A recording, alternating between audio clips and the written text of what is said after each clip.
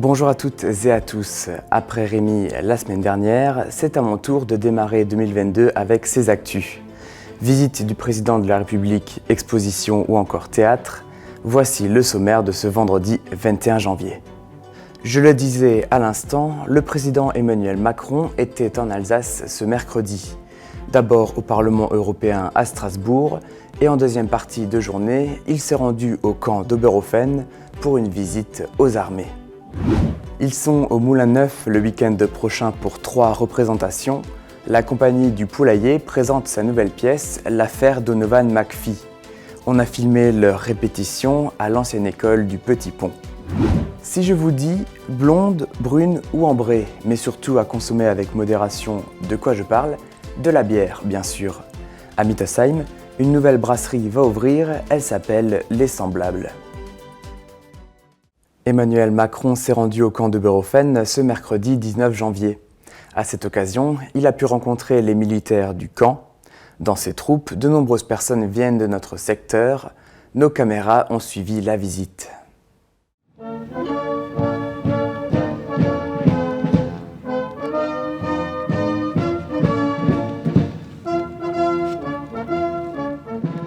Dispositif tout particulier de l'autre côté de Haguenau ce mercredi 19 janvier. Et pour cause, les troupes militaires du camp d'Oberhofen ont eu la visite du président Emmanuel Macron. Le chef de l'État est venu en Alsace, d'abord au Parlement à Strasbourg, puis en fin d'après-midi à Oberhofen pour le discours aux armées. La cérémonie commence avec les honneurs militaires et le passage en revue des troupes. Le choix du camp alsacien n'est pas anodin, c'est d'ici que venaient les 2 soldats du 2e régiment de hussards, tués il y a un peu plus d'1 an au Mali. La visite présidentielle est l'occasion pour les différents corps de métier de montrer leurs équipements à travers des ateliers et des démonstrations. Le camp héberge plus de 2000 militaires spécialisés dans le renseignement. En plus du 2e régiment de hussards, axé sur la recherche profonde et l'infiltration, on retrouve aussi le 54e régiment de transmission, lui axé sur la guerre électronique, et le 28e groupe géographique qui, comme son nom l'indique, fait des relevés géographiques et des cartes tactiques. À eux 3, ils font partie du commandement de renseignement. Le 61e régiment d'artillerie est, quant à lui, équipé de nombreux drones permettant d'obtenir des informations depuis le ciel. À côté, d'autres stands sont consacrés à l'innovation avec du matériel qui sera bientôt employé. Par exemple, des casques de réalité virtuelle pour planifier des commandements avec des environnements en 3 dimensions. Pour conclure sa visite, le président dresse dans son discours l'état des lieux des engagements militaires de la France. Il insiste sur la nécessité de s'adapter aux nouveaux conflits. Dans la loi de programmation militaire qui prévoit les dépenses de l'État consacrées aux armées, 198 milliards d'euros sont mobilisés sur la période 2019-2023. L'objectif est de faire en sorte que les armées aient des moyens adaptés, modernes et innovants pour remplir au mieux leur mission aujourd'hui et demain.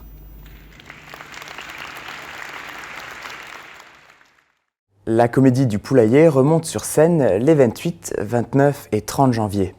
Ça fait depuis quelques semaines qu'ils répètent, désormais ils sont prêts. Je vous laisse découvrir les coulisses dans ce reportage. Depuis septembre, la compagnie du Poulailler répète à l'ancienne école du Petit Pont. Tous les lundis, les comédiens de la troupe travaillent la diction, le placement, le rythme de l'affaire Donovan McPhee, la nouvelle pièce qu'ils jouent à la fin du mois. L'histoire se passe à Phoenix, en Arizona, dans les années 80. Et donc c'est une famille, la famille Hopkins, qui a fait fortune dans le ketchup. Et la mère, Brooke Hopkins, elle va présenter à sa famille son nouveau mari, Donovan McPhee. Et on va comprendre au fur et à mesure de l'histoire que ce personnage n'est pas si inconnu des autres membres de la famille. Et donc ça va tourner autour de ça jusqu'à un meurtre et l'enquête qui va s'en suivre.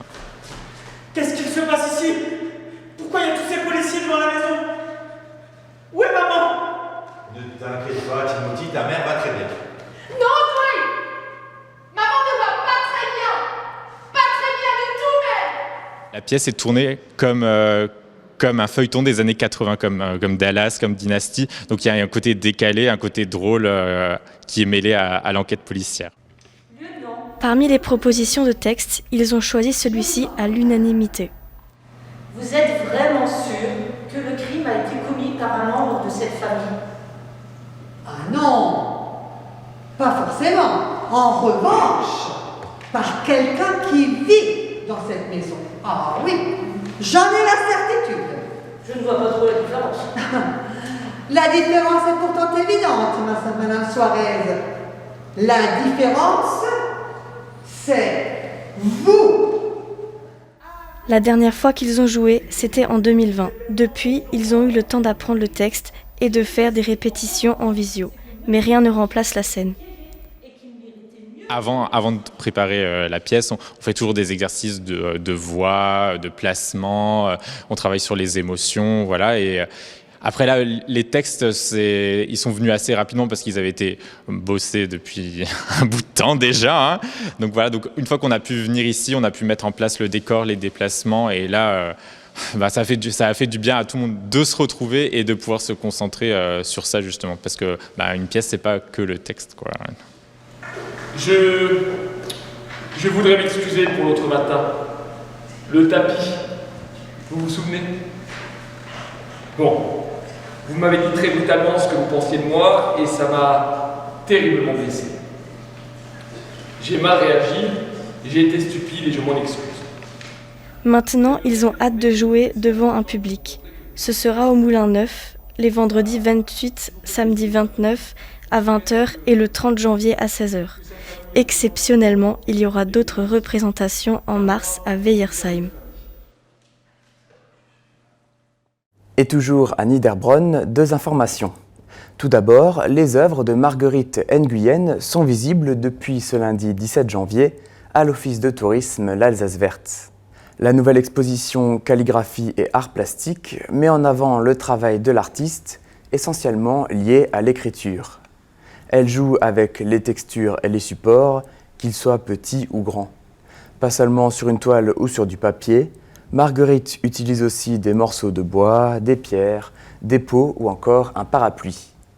Accompagnées de coups de peinture ou de coups de crayon, ces œuvres sont associées à diverses symboliques, l'amour, l'amitié, le bonheur, la tranquillité, la famille, ce sont des valeurs chères à Marguerite. Donc, pour rappel, ce sera visible à l'Office de tourisme jusqu'au 25 février. Autre info concernant l'événement festival Livre en Fête, la 7e édition se déroulera le dimanche 26 juin et la Cité Thermale lance un appel aux auteurs. Celles et ceux qui souhaitent présenter leurs ouvrages peuvent contacter la ville de Niederbronn-les-Bains. L'adresse s'affiche à l'écran. L'année dernière, il y avait une 60aine d'auteurs dans le parc du Casino et comme vous le voyez sur ces images, les œuvres sont riches et variées. Livre en Fête est l'occasion pour les auteurs et pour le public de partager cette passion qu'est la lecture. Bref, si vous êtes auteur et que vous souhaitez participer, vous avez jusqu'au 31 mars. Créer des rencontres autour d'un verre, c'est l'objectif d'Essemblable, la nouvelle brasserie mittosheimoise. À l'occasion d'un atelier fabrication de bière de Noël, on a pu découvrir tout le lexique, brassage, fourquet, mouture maltais. Pour faire des bonnes bières, il n'y a pas besoin d'huile d'olive ou de colza, mais il faut quand même un peu d'huile de coude. Une nouvelle brasserie va ouvrir à Mittesheim.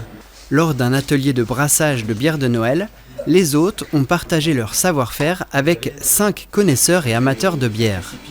Cette brasserie engagée a mis la rencontre au cœur de son concept, jusque dans son nom, Les Semblables. Donc on a appelé notre brasserie la brasserie Les Semblables parce que notre objectif c'est quelque part de créer des rencontres autour d'un verre, de rencontrer nos semblables autour de causes qui nous tiennent à cœur, de causes notamment en lien avec l'environnement. La bouteille dans une brasserie, c'est un gros point de pollution. C'est pour ça qu'on a décidé de faire de la consigne des bouteilles. Donc on va reprendre les bouteilles, les nettoyer et les réutiliser dans la foulée. Parce qu'une bouteille, c'est le fait de réemployer les bouteilles, ça permet d'économiser 75% d'énergie et 33% d'eau, ce qui est énorme. En plus, les bouteilles sont sérigraphiées pour économiser des étiquettes papier. L'atelier a commencé par le concassage des céréales de Malte pour en faire une mouture, une farine. Mis dans une petite cuve avec de l'eau, c'est le moment symbolique, le brassage, avec un fourquet. Une fois que le brassage est terminé, on va effectuer ce qu'on appelle l'étape de filtration. On envoie la bière dans la deuxième cuve et le grain, grâce à un fond filtrant qui est présent dans la cuve, reste dans la première cuve. Donc on obtient ce qu'on appelle le mou. C'est un jus sucré, donc il n'y a pas encore d'alcool. On porte ce jus à ébullition et là on va rajouter le houblon, ce qui va donner l'amertume et différents arômes dans la bière. Ajout aussi des épices de Noël, gingembre, reine des prés, sureau et miel. Le houblon vient d'Alsace bien sûr. Il faudra 10 minutes d'infusion, puis la bière sera refroidie. Pendant cette étape d'infusion, elle prend son caractère et sa couleur. IPA, blonde, maltais, les deux compères ont recherché longuement les meilleures formules, l'ingrédient principal, la levure. Ce qui fait une blanche, c'est le fait qu'on rajoute du blé à l'intérieur.